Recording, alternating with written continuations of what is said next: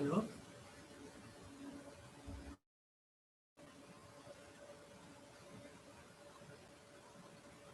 Hello. क्या कह रहे हैं?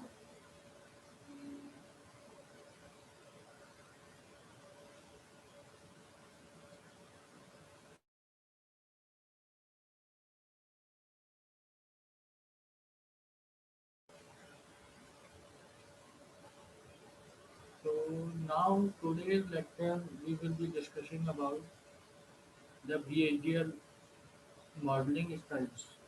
What are the available behavioral modeling styles are there? So in the last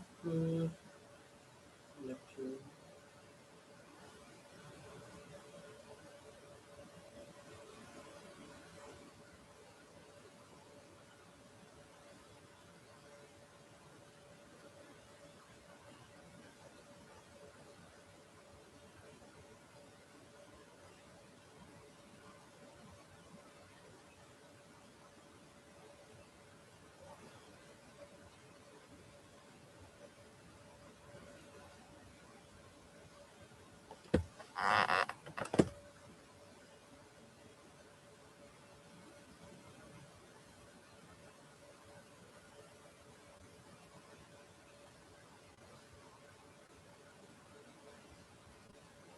हमने यहाँ तक देख लिया है कि what is the entity, how the structure was done, and the program of an OR is also discussed with views on the EDLM.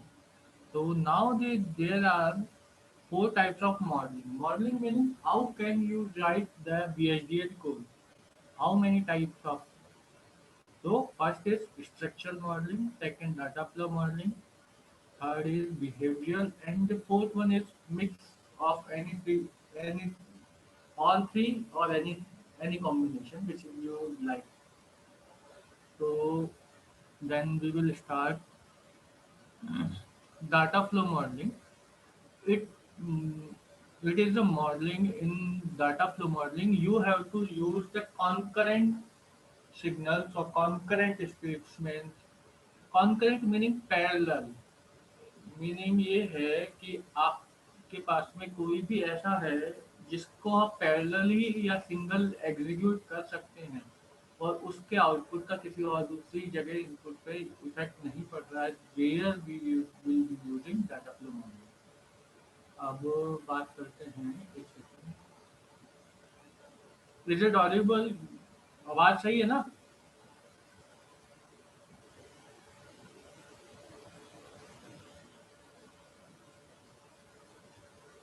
जैसे ये दो गेट हैं जिनमें ए है और ये बी, देन इट सी और डी। कुछ भी हो सकता है, कोई भी सिस्टम है, और इसका आउटपुट एस, इसका आउटपुट वाई मान लेते हैं। अगर इन दोनों के आउटपुट पे कोई एक दूसरे का कोई इफेक्ट नहीं है, ए बी आए या सी डी आए, तो आप डायरेक्टली इसका आउटपुट एस और वाई निकाल सकते हैं। तब आप कॉन्करेंटली कह सकते हैं या पैरेलल कह सकते हैं किसी को। अगर यही एक सी की जगह यहाँ पे,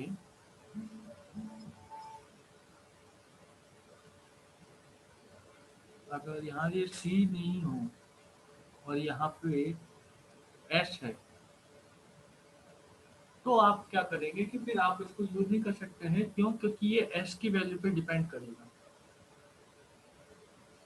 तो आप क्या करते हैं कि जितना कॉन्करेंट होगा इसके यूज कर सकते हैं, अलग तरीके से यूज करेंगे डाटा स्टाइल, लेकिन मेनली क्या है आपका, सिर्फ आपका जो स्टेटमेंट है वो कॉन्करेंट होना चाहिए। तो इन कॉन्करेंट स्टेटमेंट, कॉन्करेंट मतलब पैरेलल, ये जो सिग्नल है इन इसकी बात करें तो इसको आप वैन और जनरेट से यूज कर सकते हैं, या फिर डायरेक्ट असाइनमेंट ऑपरेटर को यूज करके एंड हो गया, और हो गया, नॉट हो गया, और भी मल्टीप्लिकेशन जो भी है उससे आप इसका कोड बना सकते हैं। लेकिन कंडीशन क्या है कि वो पैरेलल होने चाहिए, इंडिपेंडेंट या म्यूचुअली एक्सक्लूसिव होने चाहिए एक दूसरे से। उनके अंदर कोई रिलेशन नहीं होना चाहिए, उनका रिलेशन सेपरेट होना चाहिए। ठीक है? तो ये तो डाटा फ्लो मॉडलिंग है। दूसरी आज हम जो करेंगे वही मैं बता रहा हूँ। स्ट्रक्चरल मॉडलिंग है कि आपके पास में कंपोनेंट्स हैं और उन कंपोनेंट्स को आप कनेक्ट करेंगे एक दूसरे से। उसमें आपके पास में कॉन्करेंट ही है लेकिन ऑर्डर नहीं है, ये भी कॉन्करेंट स्टेटमेंट है लेकिन आपका जो सर्किट बना हुआ है उसी के अकॉर्डिंगली आप उसको कनेक्ट करेंगे, तो वो अपने आप इंटरकनेक्शन बना लेगा आपका। बिहेवियरल मॉडलिंग किस लिए होता है? अगर आपको सीक्वेंशियली कोई ऑर्डर परफॉर्म करना है कि ये पहले कैलकुलेट होगा देन दूसरा कैलकुलेट होगा, in that case we will use the behavioural modelling. इसके लिए क्या क्या यूज होते हैं? Process, function and procedure. Function and procedures जो हैं ये सब रूटीन्स हैं या सब प्रोग्राम्स हैं, और प्रोसेस एक स्टेटमेंट है। ठीक है, तो इन दोनों में भी डिफरेंस है। तो अगर आप प्रोसेस लिखते हैं तो प्रोसेस अपने आप में एक स्टेटमेंट है, जैसे कि आप ए एंड बी लिखते हैं इसी तरह से प्रोसेस भी एक स्टेटमेंट मान के चलिए।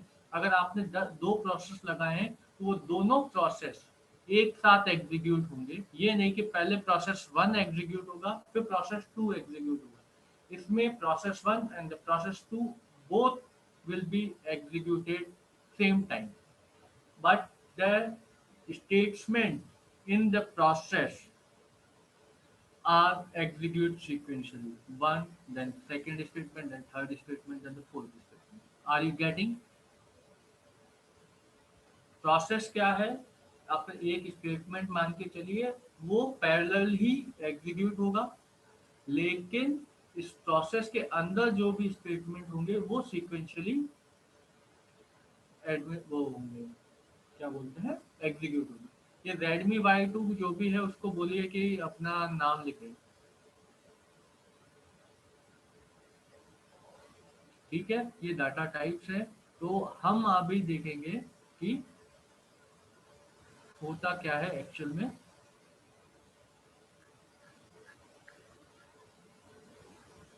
ये Redmi, who is Redmi Y2?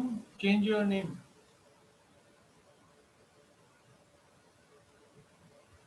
Otherwise I will be removed and you will not able to connect again in the any class। तो आज का हमारा लैब जो है लैब 2, उसका है एरर। कौन सा? Half error. तो we will be focusing on data flow, modelling and behaviour. Okay, तो अब बात करते हैं हाफ एरर। हाफ एरर में what are the inputs? Anybody? Sir, two inputs, sir. Two inputs? Any two input. यानी तो I take A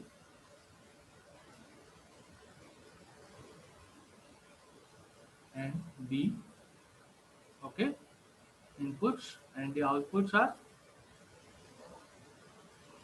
sum, and carry. carry. Okay, so this is carry. Can anyone write down or tell the expression for the sum and carry? If sum, what is the sum? Sir, B, sum A XOR B, B, and carry A and B. A and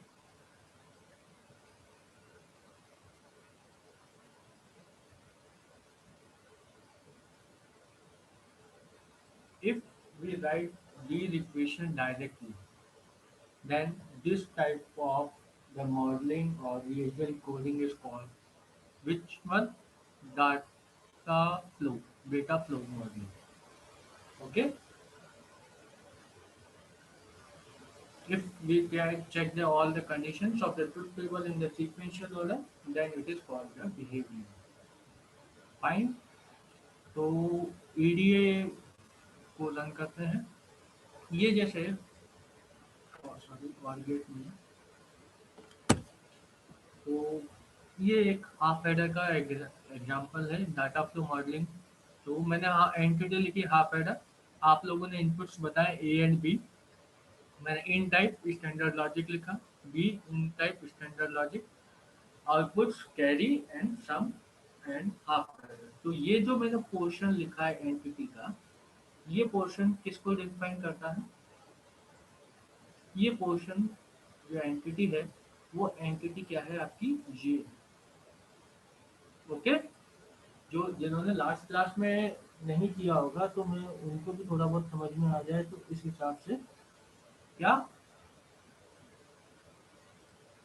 entity क्या है?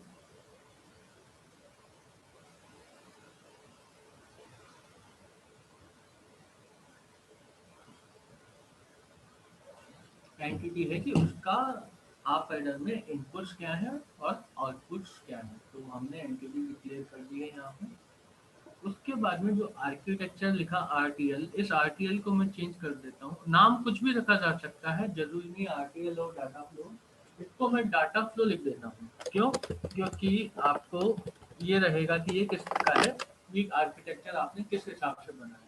तो ये data flow लिखा है, तो हम यहाँ भी आपको डाटा फ्लो,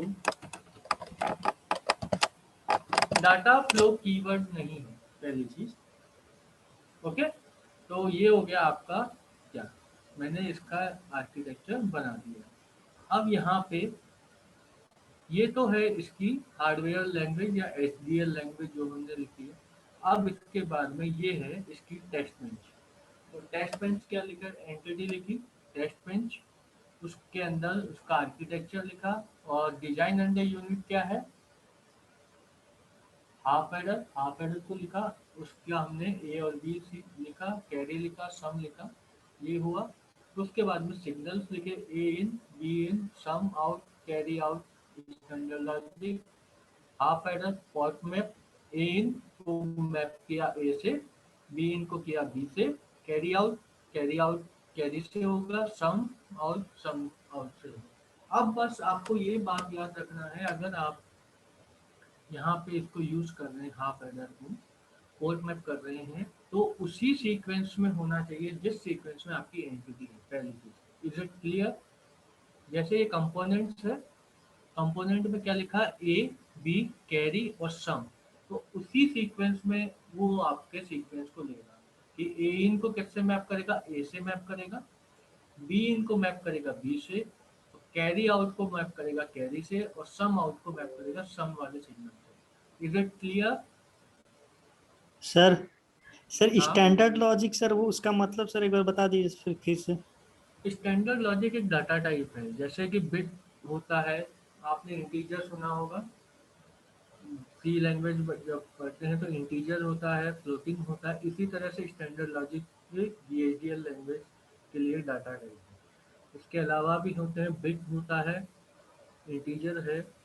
तो ये बता रहा है कि ये जो आपका सिग्नल है वो किस तरह का है, उसकी क्या क्या वैल्यू पॉसिबल हो सकती है। तो इसमें 9-10 वैल्यूज हैं जो कि ये ए ले सकता है, जैसे 1 ले सकता है, 0 ले सकता है, x ले सकता है, जेड ले सकता है, हाई स्ट्रॉन्ग हाई ले सकता है, स्ट्रॉन्ग 1, स्ट्रॉन्ग 0, लो 0, लो वीक 0, वीक 1, इस तरह से करके 9 वैल्यूज ये ले सकता है। इसके अलावा अगर कहीं और वैल्यू आएगी तो उसको वो नहीं लेगा।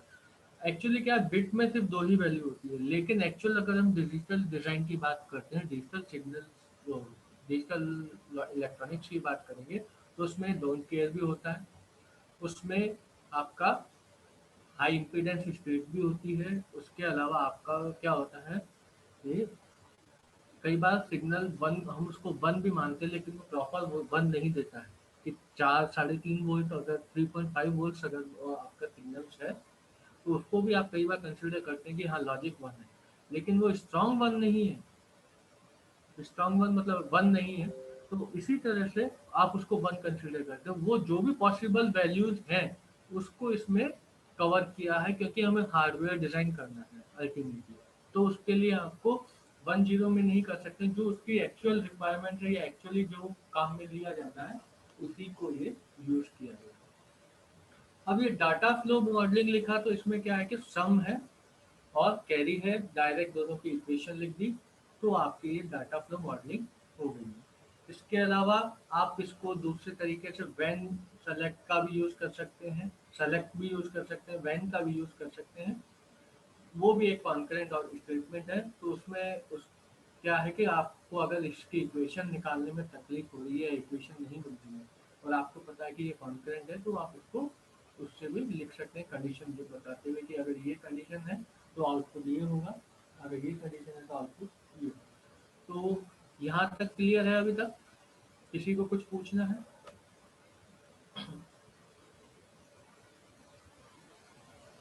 अभी तक जो मैंने बोला उसमें किसी को कुछ पूछना है? Okay fine. अब हमने कहा, यहाँ पे हमने क्या किया, कंपोनेंट को डिफाइन कर दिया हाफ एडर कि हम कौन सा कंपोनेंट या कौन सा डीयूटी जो लिखा है, ये डिजाइन अंडर टेस्ट लिखा है कंपोनेंट, तो हम किसका टेस्ट बेस बना रहे हैं और किसका फंक्शनल वेरिफिकेशन या फंक्शनल उसको हम बिहेवियर को वेरीफाई कर रहे हैं, हम कर रहे हैं हाफ एडर को। तो उसका पहले बताना होगा कि इसमें क्या क्या सिग्नल्स हैं, ए बी, कैरी और सम। इसको हम करेंगे। अब सिमुलेटर से हम कौन कौन से सिग्नल उसको देंगे और कौन कौन से सिग्नल हमें बाहर मिलेंगे, वो हमने यहाँ पे डिफाइन कर दिया है। वो डिफाइन करने के बाद में हमने अब क्या करना है, आर्किटेक्चर में जाएंगे। तो अब हम करेंगे जो हमारे ये जो सिग्नल्स डिफाइन किए हैं इनको हमें किससे कनेक्ट करना है, डिजाइन अंडर यूनिट से कनेक्ट करना है। Okay,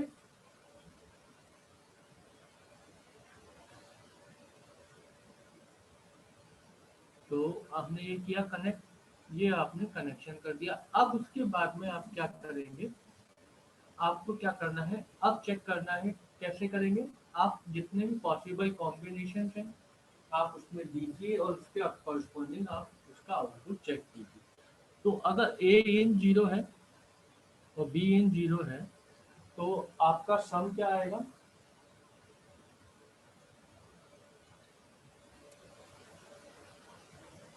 zero. अगर ए भी 0 आएगा, ठीक है, तो हमने यहाँ पे क्या लिखा, assert sum out 0, report fail 0/0, severity error. इसका क्या मीनिंग है, ये सम आउट को चेक करेगा कि अगर वो 0 है तो कोई बात नहीं, कुछ नहीं रिप्लाई करना है। अगर ये कंडीशन फॉल्स है, 0 नहीं है, तो वो रिपोर्ट करेगा क्या, फेल। 0/0 का मीनिंग कुछ भी लिख सकते हैं आप चाहें तो।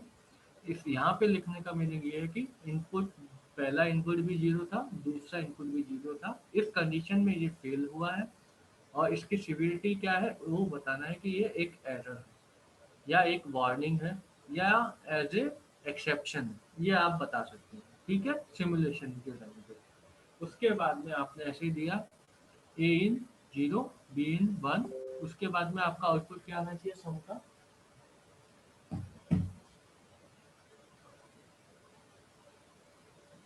सम का आउटपुट वापस 1 आना चाहिए। तो 1 के लिए चेक करेगा, फिर वापस वही बताएगा कि ये एरर कहाँ आया, कैसे आया।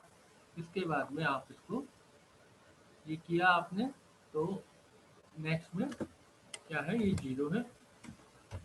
तो इस तरह से आप ये 4 इसको चेक करेंगे।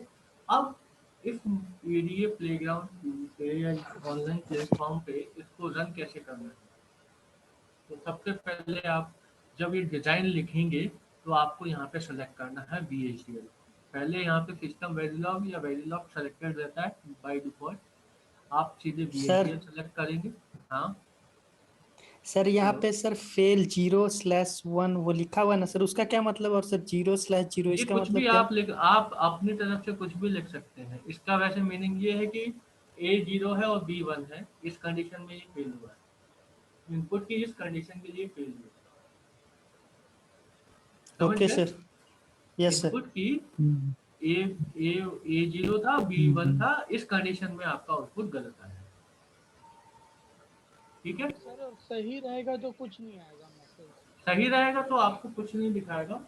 वो आप क्या बताना चाह रहे हैं कि एरर कब है या आपका ये सिमुलेशन कब फेल हो रहा है या आपका फंक्शन गलत आ रहा है, आप ये चेक करने के लिए बात कर रहे हैं। अब ये तो क्या है कि यहाँ तो एक्सप्रेशन कैलकुलेशन हो रहा है इसलिए कर रहा है। कई बार आप क्या करेंगे, ट्रुथ टेबल से वैल्यू लिखना शुरू करते हैं, समझ गए। आपने यहाँ पे 10 कोई गलती कर दी है, आपने कहा कि 0 0 है, तो आपका सम होना चाहिए 0 कैरी का, और कैरी क्या होना चाहिए 0, ये आपने असाइन किया, गलती से आपने 0 की जगह 1 असाइन कर दिया। तो अब अगर आपको ये फाइंड आउट करना है कि हमारा एरर कहाँ है, तो कैसे पता पड़ेगा, तो उसके लिए हम इसको यूज करते हैं सिमुलेशन पर्पज के लिए, कि अगर वो वहाँ उसमें वैल्यू आप यहाँ पे देखेंगे, अगर ये मैच नहीं कर रही है तो किस कॉम्बिनेशन में हमारे गलत हुआ है, तो हम वहाँ उस कॉम्बिनेशन के लिए जाके हम चेक कर सकते हैं उसको। ठीक है, इसके बाद में क्या करना है, बिहेवियर सेलेक्ट कर लिया, देन लाइब्रेरीज आपको नहीं सेलेक्ट करनी है कुछ भी, इसको ऐसे के ऐसे रहना है, इस पर कोई क्लिक नहीं करना है। देन टॉप एंटिटी पे जाएंगे, तो यहाँ पे जो टेस्ट बेंच वाला बिहेवियर कोड है, इसमें जो भी एंटिटी का नाम है, जैसे यहाँ टेस्ट बेंच है तो मैंने टेस्ट बेंच लिख दिया है, इसके अलावा अगर कोई भी आप नाम देते हैं उसी नाम को आप यहाँ पे सेव की लिख दीजिएगा, तो वो उसको टॉप एंटिटी ले लेगा। उसके बाद में GSDL.37 ये जो टूल्स एंड सिमुलेशन है, इस पे क्लिक करेंगे, तो यहाँ से फ्री सिमुलेटर को यूज करना है, इस पे क्लिक करके आप सिलेक्शन हो जाएगा। देन ओपन ईपी वेव, ये क्या है, ये आपको वेवफॉर्म क्या बनेगी आपके सिमुलेशन के बाद में, उसको ये डिफाइन करेगा। तो ये ओपन वेवफॉर्म करेंगे, ये करने के बाद में आपको क्या करना है, इसको रन करना है। तो when we will be running it, it will be showing you the result.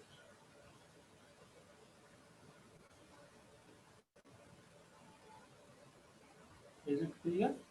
अगर हम बात करें,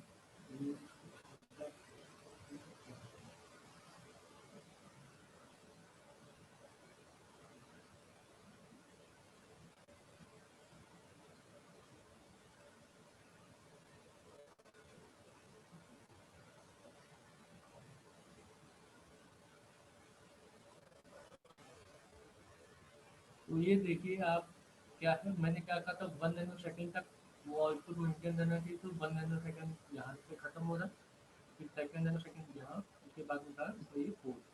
तो ये आपने किया, बी इन निकाला, कैरी आउट, सम आउट देखा, ए और बी की वैल्यू देखी, तो ये दोनों वैल्यू एग्जैक्टली सेम आएगी जो कि आपकी सम और कैरी में है, तो आपको कोई एरर नहीं है इसमें। ये आप इसमें वेरीफाई कर सकते हैं कि आपके ये जैसे A0 है, बी इन भी 0 है, यहाँ ए भी 0 है, बी भी 0 है, तो आपका कैरी भी 0 रहेगा और सम भी 0 रहेगा इस पॉइंट पे। इसके बाद में इस पॉइंट पे भी जैसे ये मैं इसको कर्सर को यहाँ पे यहाँ जैसे जैसे सेलेक्ट करता जाता हूँ, जैसे इस पे किया फिर इस पॉइंट पे किया, तो मैं सेलेक्ट करके चेक कर सकता हूँ कि मेरी वैल्यू क्या है। तो ये है इसका सिमुलेशन। किसी को इसमें कुछ पूछना है, और जब अगर हम इसको मिनिमाइज करते हैं वेट को, तो आपको यहाँ पे दिखाएगा कि हमने टेस्ट बेंच एनालिसिस की, डिज़ाइन को एनालिसिस किया, उसके बाद में हमने टेस्ट डन, उसका असर्शन नोट आ गया लास्ट वाली कंडीशन, और आपने ओपन वेव किया है, तो उससे आपको यहाँ पे ये रिजल्ट मिल गया। अभी डाटा फ्लो मॉडलिंग में किसी को कोई दिक्कत है, किसी को कुछ पूछना है तो पूछिए।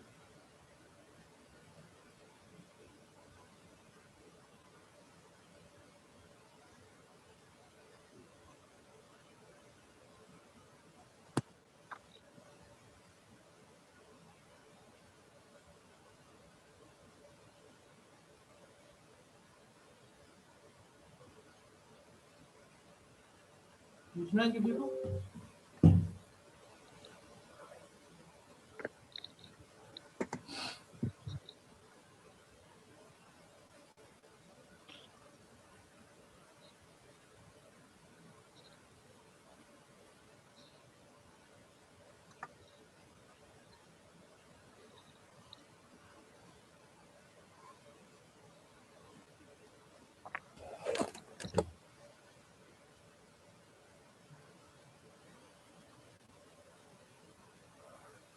ठीक है, फिर नहीं पूछना तो अभी 10 अभी बंद हो जाएगा, तो फिर हम इसको जो आप दोबारा इसको जानकारी लेंगे। तो ये तो है डाटा फ्लो मॉडलिंग। तो और सबके क्लियर हो गया है, सबको कोई डाउट नहीं है? अमृतेश कुछ बोलना चाह रहे हो क्या? नो सर, मतलब कल सर जो हम कर रहे थे ना, तो एरर आ रहा था। मतलब उसमें स्पेस ज्यादा भी देने से एरर आता है क्या? नहीं, स्पेस का कोई टेस्ट बेंच जो लिख रहे थे, नहीं। स्पेस का प्रॉब्लम हो रहा था, बहुत ज्यादा एरर आ रहा था हमेशा। ऐसा तो नहीं है। स्पेस वगैरह का कोई प्रॉब्लम नहीं। एंटिटी और टेस्ट बेंच के बीच में तो स्पेस लेना होगा, कीवर्ड और उसके बीच में। ठीक है, तो अगर अब हमें बिहेवियर मॉडलिंग लिखनी है, तो बिहेवियर मॉडलिंग के लिए हम क्या करेंगे? हमने कहा कि बिहेवियर है, तो हमने लिखा कि प्रोसेस, हम एक प्रोसेस सीक्वेंशियल में लिखेंगे। अब ए और प्रोसेस ए कोमा बी जो लिखा है आपने, इसका मीनिंग ये है कि जब भी ए की और या बी की वैल्यू चेंज होगी, whenever value of A और value of B is change, this process will start running और execution of process will be started. तो अब प्रोसेस स्टार्ट होगा तो क्या होगा? हमने कहा प्रोसेस स्टार्ट होगा तो हमने कहा बिगिन। हमने कहा इफ ए एंड बी, मतलब ए और बी अगर दोनों 0 0 तो आपका सम क्या होना चाहिए, कैरी क्या होना चाहिए, वो आपने यहाँ कंडीशन लिख दिया। इसके बाद में एल्स, अगर ये 0 1 है या 1 0 है तो आपकी कंडीशन क्या होनी चाहिए, और एल्स आपकी है क्या कंडीशन होनी चाहिए। तो ये इफ और प्रोसेस की टर्म्स में हम इसको क्या करेंगे, डिफाइन करेंगे। तो इसको हम लिखेंगे कैसे? मैं इसको अब डाटा फ्लो की जगह इसको मैं सेव कर देता हूँ।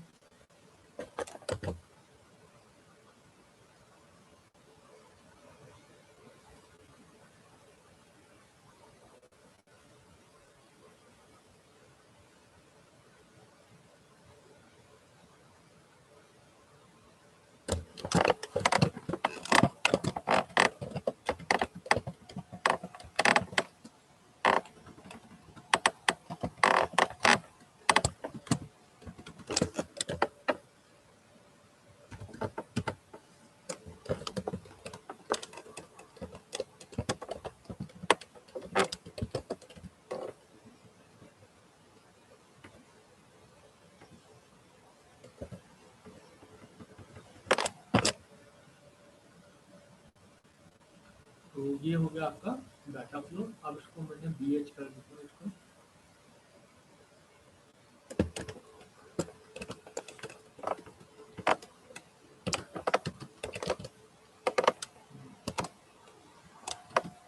BH कर देता हूँ शॉर्ट फॉर्म में।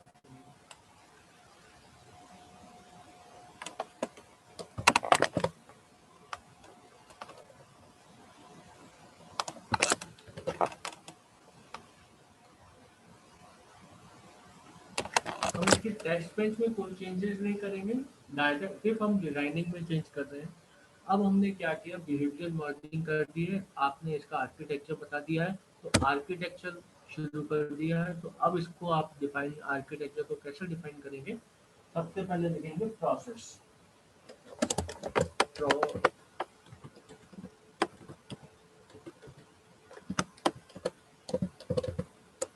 प्रोसेस और इसमें वेरिएबल ए कॉमा बी।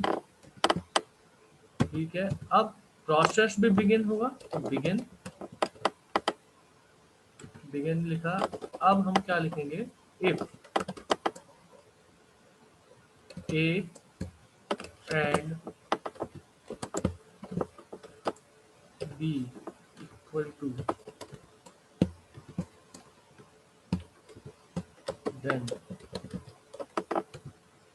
देन क्या होना चाहिए, सम गेट द वैल्यू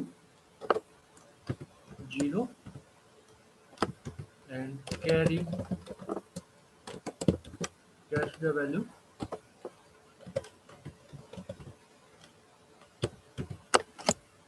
ये अभी मीटिंग स्टॉप हो जाए तो आपको दोबारा ज्वाइन करना है इसी के लिंक से, इसी लिंक से। तो अब इसके बाद में एल्स इफ, अब यहाँ पे वो एल्स पूरा नहीं है, तो एल्स इफ नहीं रहता है, ये याद रखिएगा, इफ लिखेंगे तब एल्स इफ है सिर्फ, और तो आप वापस एल्स इफ लिखेंगे ए एंड बी।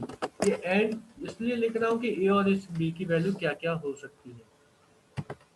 तो क्या 1 0 और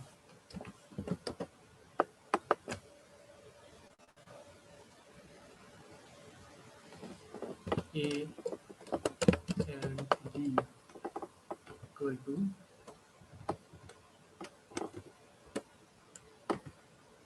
इक्वल टू 0 1। तो इस कंडीशन में क्या होगा आपका आउटपुट,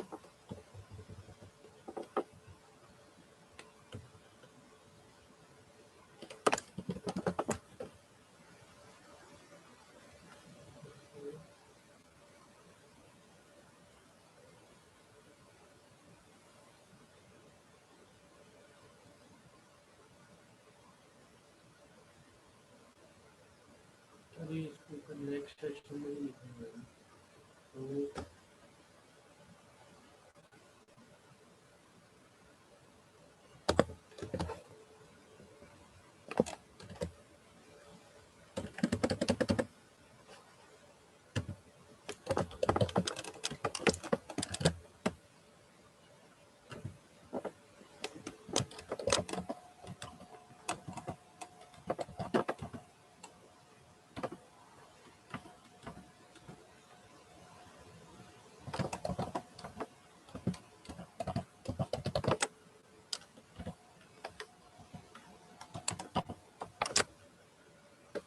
जो भी प्रोसेस या जो भी आपने बिगिन किया उसको एंड करना जरूरी है। तो हमने यहाँ पे सबसे पहले क्या एंड के शुरू बिगिन किया था आर्किटेक्चर को, तो यहाँ पे आपने आर्किटेक्चर को एंड किया है।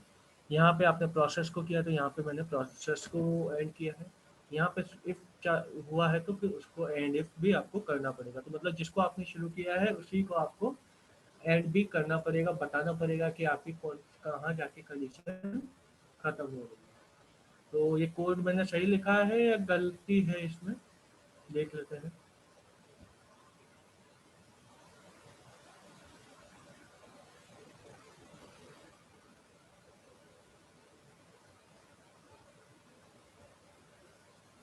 तो अब आपने देखा कि ये स्टैंडर्ड लॉजिक वेक्टर नहीं लिया है मैंने, पहली चीज यहाँ पे मैंने क्या लिया, स्टैंडर्ड लॉजिक, मतलब मैंने सिंगल वेरिएबल लिखा है, और ये जो मैंने यहाँ लिखा है ये सिंगल वेरिएबल में काम नहीं करेगा। तो इसके लिए हम क्या करेंगे, स्टैंडर्ड वेक्टर लिखा है, इसका मीनिंग ये है कि हम बस से ही काम कर रहे हैं, बस को यूज़ करके इसको हम कर रहे हैं। तो इसको बस से यूज़ ना करते हुए इसको हम सिंगल असाइनमेंट चेक कर सकते हैं, 0 एंड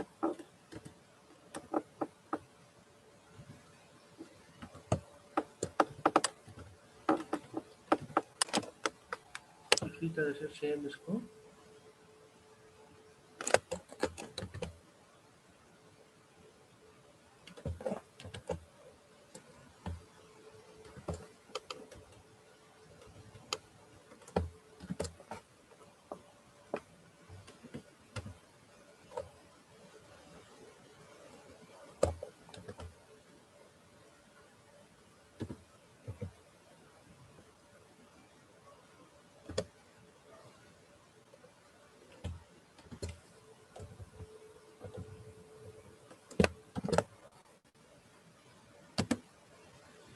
तो इसको अब वापस रन करके देखते हैं कि हमें एरर आ रहा है या नहीं आ रहा है।